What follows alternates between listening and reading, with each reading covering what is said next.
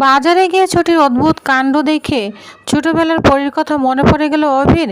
Happy ever 70 দেখা যাবে আজকের পর্বে। বিস্তারিত জানতে ভিডিওতে একটি লাইক দিয়ে চ্যানেলটি সাবস্ক্রাইব করে সম্পূর্ণ ভিডিওটি দেখতে থাকুন।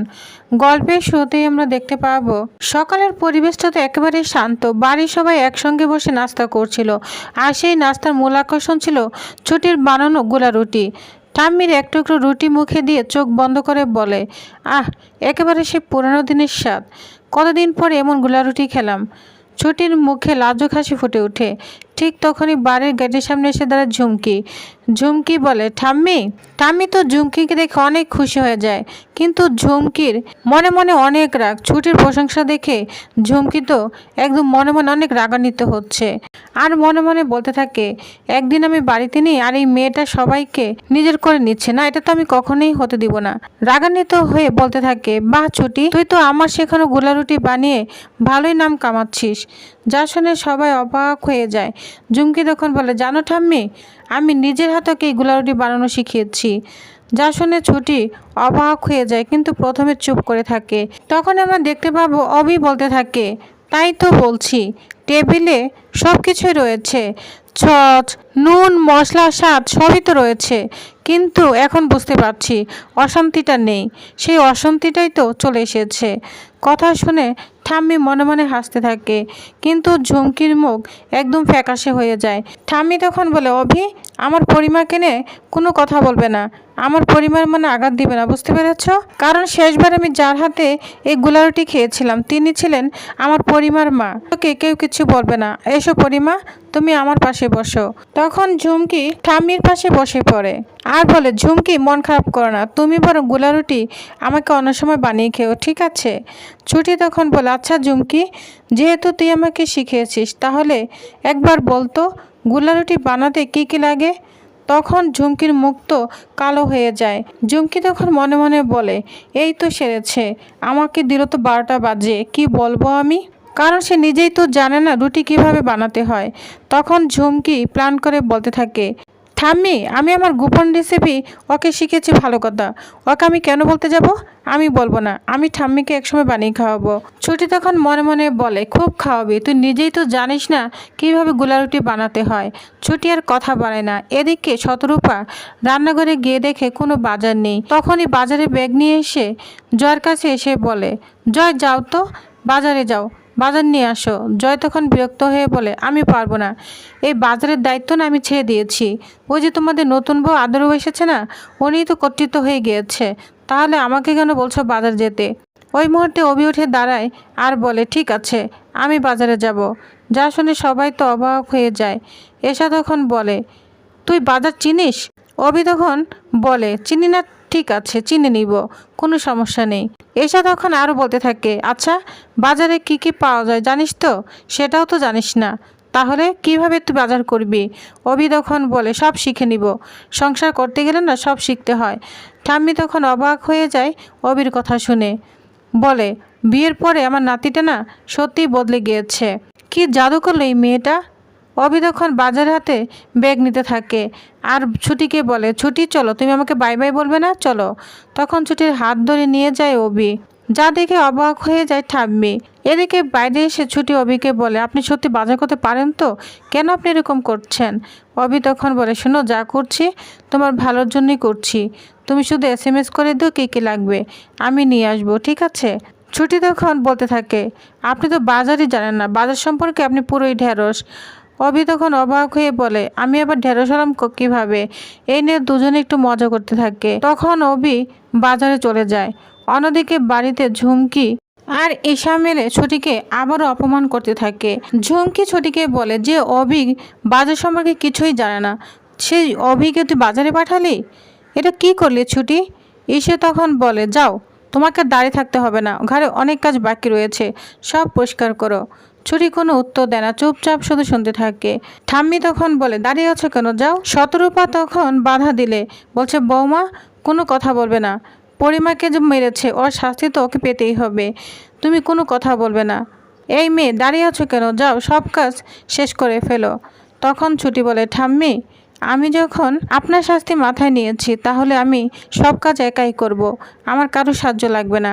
তারপরে আমরা দেখতে পাবো এক এক করে ছুটি সব কাজ শেষ করে ফেলেছে।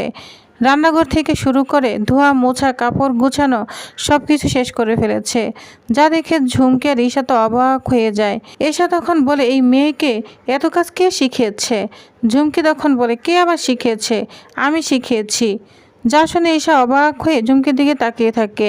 অন্যদিকে দেখা যায় অভি বাজারে পৌঁছে গিয়েছে, কিন্তু বাজার সম্বন্ধে কিছুই জানে না। তখন মনে মনে বলতে থাকে, দেবদত্ত রায়চৌধুরী কেসটা সম্পর্কে আমার ভালোভাবেই তদন্ত করতে হবে। শুনানিও কিন্তু সামনে চলে এসেছে। আশ্রয় বাড়িতে যেতে হবে, আশ্রয় বাড়ির সব বাচ্চাগুলোকে একত্রে করতে হবে। দেখি একবার আমি ইন্দ্রকে ফোন দেই। তখনই অভি ইন্দ্রকে ফোন দেয়। কয়েকবার ফোন দিয়েছে, ইন্দ্র ফোন ধরছে না। তখন বলে, এটাকে না সময় মতো পাওয়াই যায় না। ইন্দ্র ফোন ধরবে কি? ইন্দ্র তো রুমার সঙ্গে প্রেমে মগ্ন রয়েছে। রুমা তো ইন্দ্রকে ভুলে ভালে শুধু জানার চেষ্টা করছে কেসটা সম্পর্কে, কিন্তু ইন্দ্র তো তাকে প্রেমিকার চোখে দেখছে, যেন সে তার দিকে চোখ ফেরাতেই পারছে না। রুমা তখন বলে, এই অদ্ভুতটাকে কাজে লাগাতে হবে। রুমা তখন তার সঙ্গে প্রেমের অভিনয় শুরু করে দেয়। এদিকে ইন্দ্র তো কল্পনায় ভেসে যায়, তাকে নিয়ে বিয়ের স্বপ্ন দেখতে শুরু করে দেয়। তখন রুমা বলে, এই ব্যাপার আপনার কি হয়েছে? আপনি এভাবে তাকিয়ে আছেন কেন? তখন বলে, না না, একটা কল্পনা করছিলাম আর কি। তখনই দেখা যায় অভির ফোন দেখতে পায়। অভির ফোন দেখে তো ইন্দ্র একদম ভয় পেয়ে যায়। বলছে, অভি ফোন দিয়েছে, এবার আমাকে মেরেই ফেলবে। ফোনটা আমি দেখিনি, কি যে করি এবার। সাথে সাথে ফোন দেয় ইন্দ্র অভিকে। এদিকে অভি বাজার করছে। দোকানদার তো অভিকে পেয়ে বসেছে, কারণ অভি কখনোই বাজার করেনি। লাউকে কুমড়া আর কুমড়াকে লাউ বলছে, যা দেখে বাজারওয়ালা বলতে থাকে, উনি তো মনে হয় কখনো বাজার করেনি।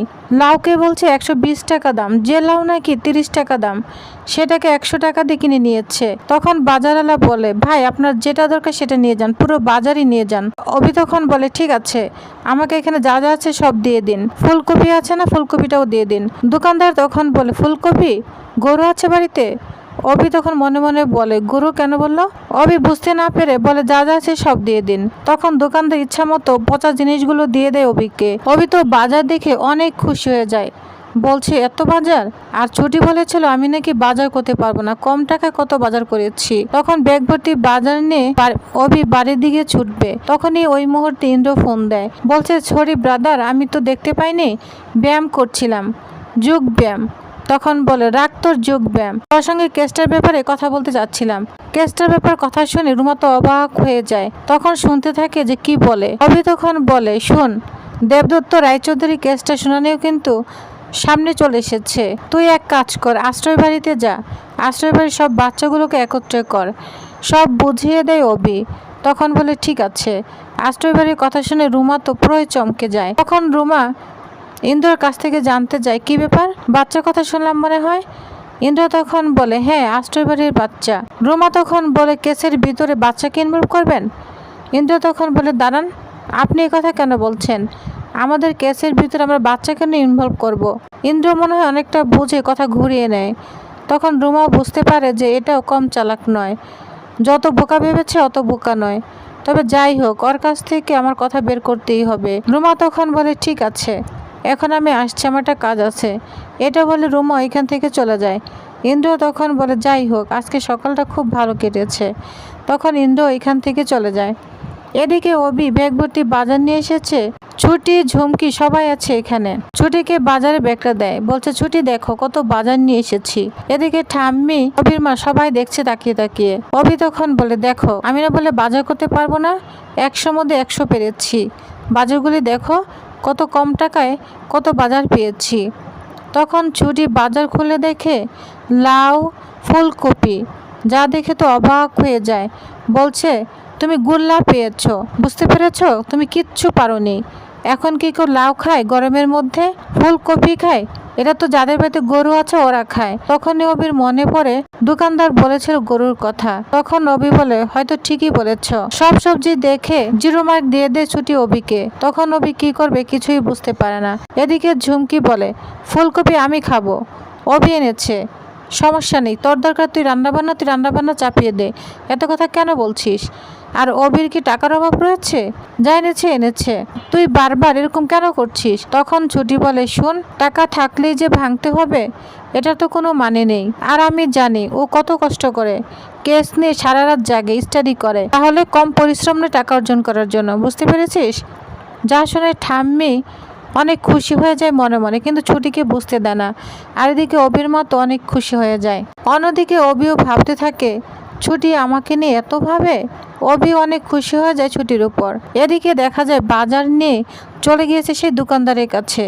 অবি এবং ছুটি মিলে বলছে, বলুন আপনাকে কোন দোকানদার ঠকিয়েছে? তখন সেই দোকানদারকে ইচ্ছে মতো ধুলাই দিতে থাকে ছুটি। বলছে, কি ও 200 টাকা জিতেছেন, দেন 200 টাকা। তখন দোকানদার বলে, মা আমাকে ক্ষমা করে দাও, বুঝতে পারিনি। তখন 200 টাকা ফেরত দিয়ে দেয় ছুটিকে। ওই মুহূর্তে ছুটি দেখে কতগুলো আম, বাচ্চারা আম খাবে কিন্তু পয়সা নেই। তখন ছুটি আম কিনে দেয় বাচ্চাদেরকে, আর বাচ্চাদের সাথে মিলে ছুটিও আম খেতে থাকে, যা দেখে অবি অবাক হয়ে তাকিয়ে থাকে।